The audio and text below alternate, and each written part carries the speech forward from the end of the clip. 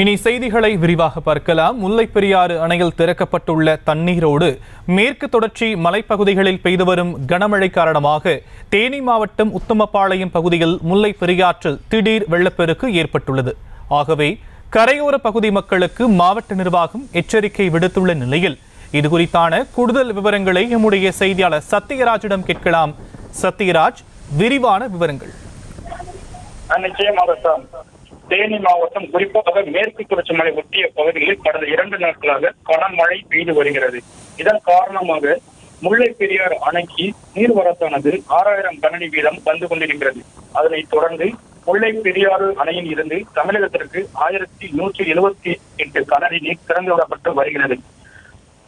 மதிய வேளையில் முல்லை பெரியாறு அணையில் வெள்ளப்பெருக்கானது ஏற்பட்டுள்ளது. குறிப்பாக லோயர் கேம்பிலிருந்து வரக்கூடிய முல்லை பெரியாறானது உத்தமபாளையம் கீழேப்பட்டியில் பாயும் முல்லை பெரியாறு கலந்து நீரானது ஆர்ப்பரித்து செல்கிறது. இதனால் தண்ணீரின் வரத்து அதிகரித்து காணப்படுகிறது. இதன் காரணமாக பொதுமக்கள் ஆற்றுப்பகுதியில் இறங்கவோ குளிப்பதற்கோ மாவட்ட நிர்வாகத்தின் சார்பாக தடை விதிக்கப்பட்டு உள்ளது.